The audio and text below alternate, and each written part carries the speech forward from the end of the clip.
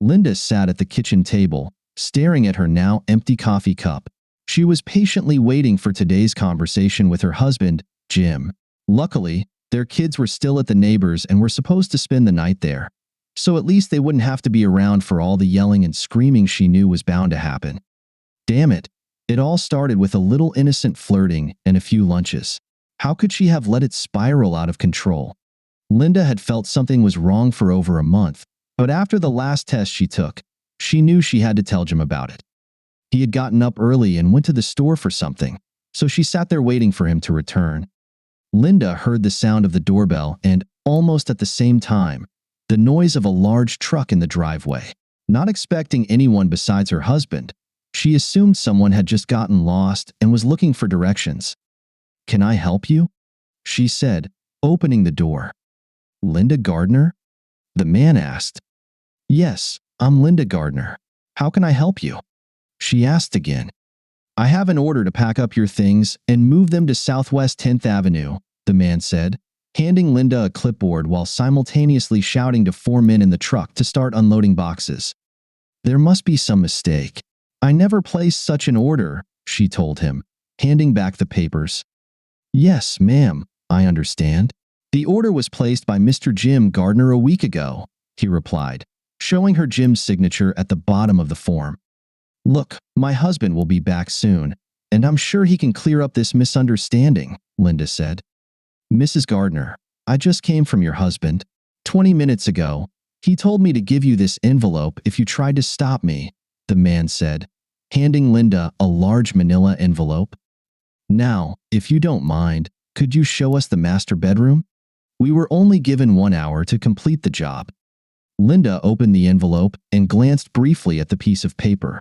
Almost in a whisper, she told the worker, "The first room at the top of the stairs, on the right." The men quickly went upstairs and spent the next 40 minutes packing and carrying box after box down to the truck in the driveway. Occasionally, they tried to ask Linda a question, but she remained silent, mentally somewhere else. So, they just did the best they could. 50 minutes after their arrival, they announced that they were finished and ready to leave. "I'll need your signature, Mrs. Gardner," the lead worker requested. Linda scrawled something at the bottom of the paper, and they left. Exactly 10 minutes later, Linda's father arrived. "Sweetheart," Ken said, looking at his daughter, stunned by what had just happened. "Jim asked me to come get you, knowing that you probably wouldn't be in any state to drive," he explained. "Your mother is waiting for us, and the movers will take your things. We'll put everything in the garage for now, and then we'll figure it all out," Ken told Linda, leading her out of the house. "This can't be happening," Linda said out loud as Ken helped her into the car. "Where is Jim? If Jim were here, I could sort this whole mess out with him," she thought to herself. "He would listen to me, wouldn't he?"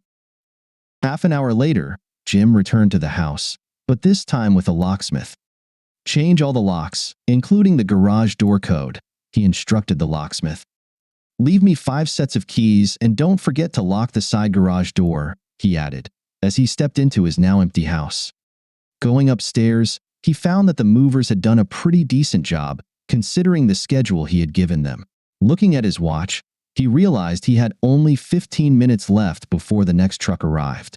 Grabbing a couple of empty boxes, he finished packing the remaining items the movers had missed, including her cosmetics and things from the vanity in the bathroom. As he carried down the last 2 boxes, the next truck pulled up. His sister, Donna, came in along with the movers. "Hey sis," Jim said, hugging her. "Why don't you take the second bedroom on the left, next to the bathroom? It's a lot bigger than the guest room, and it has a walk-in closet," he told her. "We'll move the kids' things later." "No problem. What are you going to do with Linda's car?" "Her father is supposed to pick it up tonight after he's done with the movers," Jim replied. "Let me take care of a few things. I'll swing by the office for a minute, and I'll grab us some pizza for tonight," Jim said, heading to the garage. "No mushrooms," Donna replied, directing the workers on where to place everything. "Right on schedule," Jim said, checking his watch. From his car, he could see 3 of his best friends having a heated conversation with David, his wife's co-worker. And David didn't look happy. About 5 minutes later, Bob, one of the three men, walked over to where Jim's car was parked. He thought we were joking until I pulled out my knife. I gave him two options: disappear within 24 hours or experience having his manhood removed and not in a hospital. I told him we'd be back tomorrow to hear his decision, Bob said, smirking. How are you holding up, man? I'll be better tomorrow, Jim replied sadly. I never thought I'd have to go through something like this, but I'll survive. Anyway, I need to head out now. See you later at my place. Jim gathered the copies of photos and receipts that the detective had left at his office on Friday afternoon, while a shocked Jim had been pacing around him.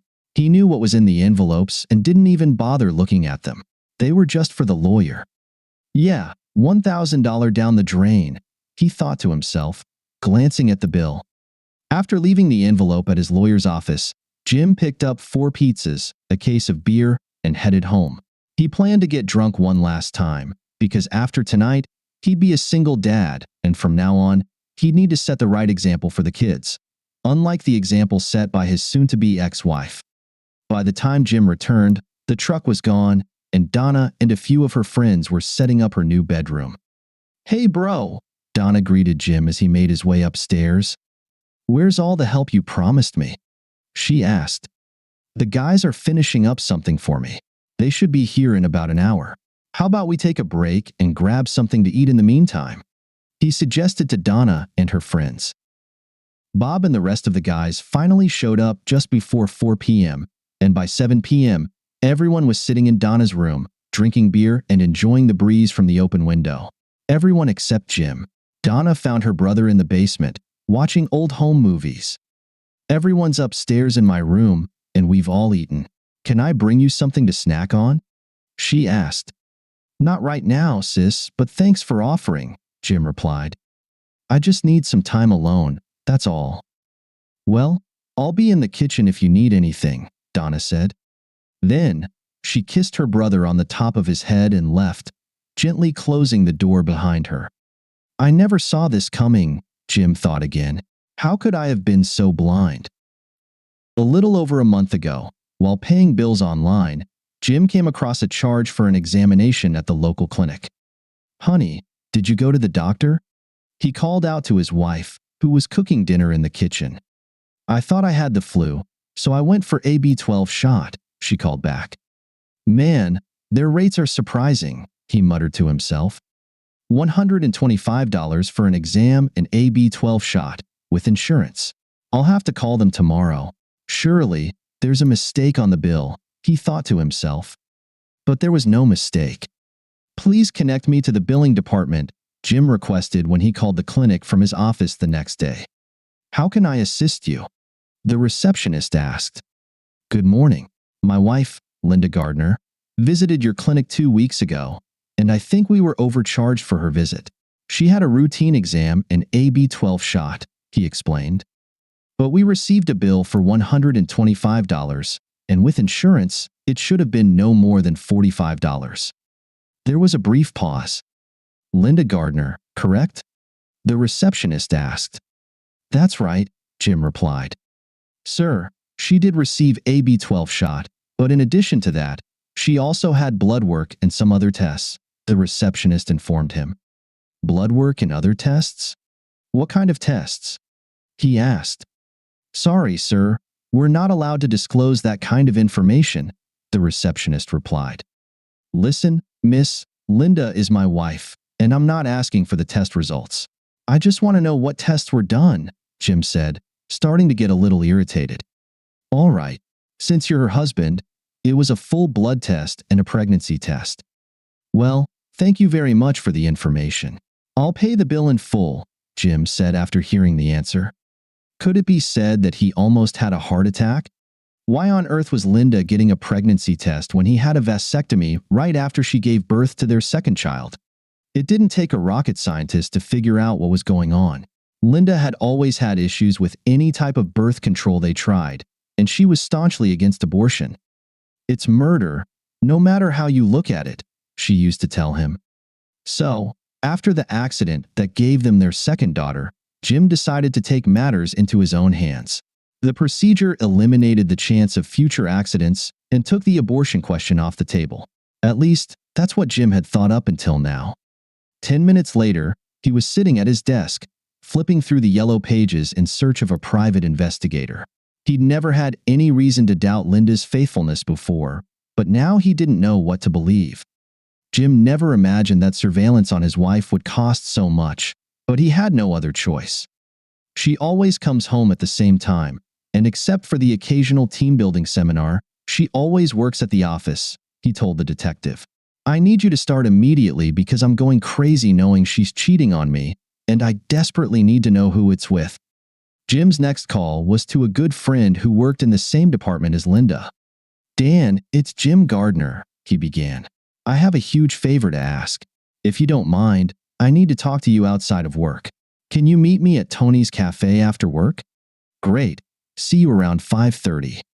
Jim wasn't exactly sure how to approach Dan with this kind of request, but he figured that since they'd known each other for a long time, a direct approach would be best. They were sipping beer when Jim sighed. Dan, I just found out that Linda's cheating on me. I think it's someone from her office. It's probably been going on for at least a couple of months, and I need to find out who it is. Dan was stunned. Linda would never do that to you, Jim. There must be some mistake. There's no mistake, Dan. I have proof. I just need to know who it is. Jim, we're a small company, and I know most of the employees by name, Dan replied. Sure, there's the usual office flirting, but nothing more than that. Listen, there are 2 people in the office who owe me big time, and they always know if something's going on. Trust me, I'll call you if I hear anything. It's hard to believe this about Linda. Not as hard as it is for me, Jim replied. The next 3 days were awful. Jim wanted to grab Linda, shake her, and ask, why? But her answer didn't really matter anymore. Their sex life wasn't great, but it wasn't terrible either. They were intimate about twice a week. Jim thought that was pretty good, considering they had 2 kids. Linda had never mentioned anything new she wanted to try in the bedroom, and she still refused to do the things Jim had always asked for. So, nothing had really changed. The only thing that came to mind was that whenever Linda came home from her monthly seminars, they never had sex that evening. Maybe it was just a coincidence, but now he was searching for anything unusual. The seminars were always held on Friday afternoons at a hotel and lasted about 2 hours. Afterward, many of the employees would skip dinner and head to happy hour at the bar. On those nights, Jim would take the kids out for a bite or stop by his parents' house for dinner. He wouldn't see Linda until around 8 p.m., the time she usually got home. Now, he questioned everything in their marriage, trying to figure out why Linda had started cheating on him. On Friday morning, Dan called. If she's cheating with someone at work, it's probably with a new guy named David Collins. He joined us last year.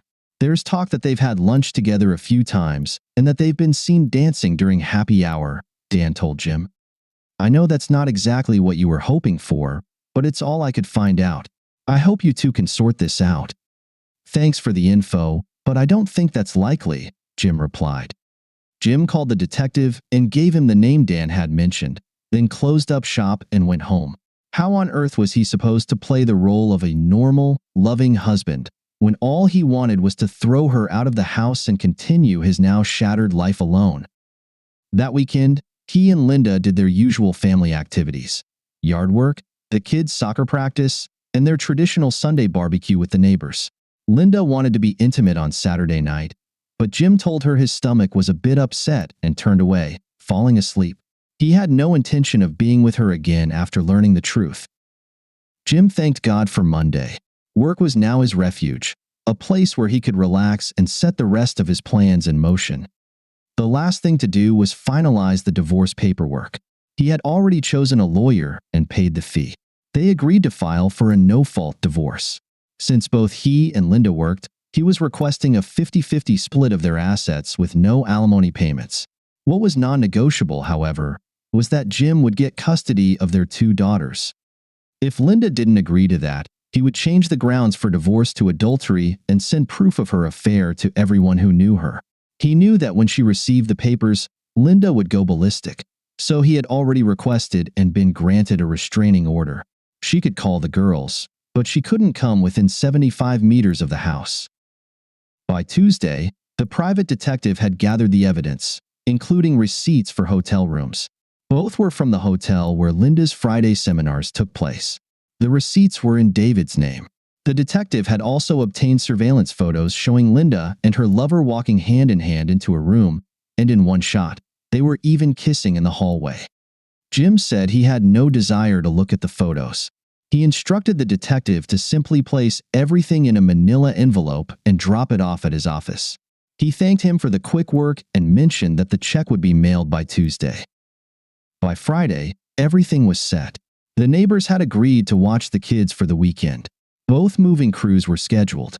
The locksmith was supposed to finish the work by 2 p.m. Lastly, all the paperwork was to be finalized on Monday and delivered to Linda on Tuesday afternoon. Linda has no idea what's coming, Jim thought to himself, and he hoped it would stay that way. Linda's story. I was sitting at the kitchen table, feeling sorry for myself when the movers arrived at the door. I told them to wait until Jim got back, but when the lead mover handed me an envelope, I saw what was inside and immediately knew Jim had found out everything. In the envelope was a copy of the pregnancy test I had taken at the clinic. At the time, I had initially thought I had the flu, like everyone else, but the feeling just wouldn't go away. I didn't have any body aches. I just felt a little off. One morning, Carol jokingly said, "You look like you're pregnant again, Linda." That was when the thought first crossed my mind that she might be right. When David started at our office, I had just turned 30 and was beginning to feel like an old married woman. I helped him settle in, and he was always such a pleasant young man, smelled great, and all that. David really did look good. Even though he was 5 years younger, we discovered that we liked the same music, and Mexican food was both of our favorites. Not long after, we started going to the local Mexican restaurant for lunch together and meeting for drinks after our seminars. One Friday evening, after a team-building seminar, music was playing, and he asked me to dance. We danced to 2 fast songs, and the third was a slow one. I hadn't slow danced with anyone since I got married, but with David, it felt so natural. We floated across the dance floor, and when the song ended, we returned to our group. I felt hot. Being in his arms was so comforting. I didn't want the music to stop. After a couple of drinks, I figured it was best to head home. That night, I almost jumped on Jim. No, I didn't do anything crazy. I just really needed intimacy, and a lot of it. I knew I should have stopped spending time with David, but I enjoyed being around him. Aside from dancing and a few lunches, I didn't think I had done anything wrong. At least, that's what I told myself at the time. It was only on the 4th Friday that things started to get out of hand. Our department had won an award for having the best performance in the company for the month, and we each received a $100 bonus. Naturally, we went to the bar to celebrate. After 2 hours, only 4 of us were left. I had had too much to drink and told David that I needed to go to a restaurant and have some coffee before trying to drive home. He kindly offered to join me. On the way to get coffee, I suddenly stumbled, and David caught me before I fell to the ground. As a result, one of his hands ended up around my waist, and the other was holding my chest. "Are you okay?" he asked, helping me back to my feet. I don't know what I was thinking. Instead of answering, I just looked into his eyes and kissed him on the lips. It took him by surprise, but within seconds, he was kissing me back. It felt like hours had passed before I pulled away, blushing. "I'm so sorry. I shouldn't have done that," I told David. "Please forgive me." "Don't worry about it, Linda," he replied with a smirk. "I'll just count it as a thank you for saving your life. Now, let's get you that coffee," he said as he led me to the restaurant. The following week, I tried my best to keep my distance from David as much as possible. I found things to do during lunch and skipped happy hour on Friday.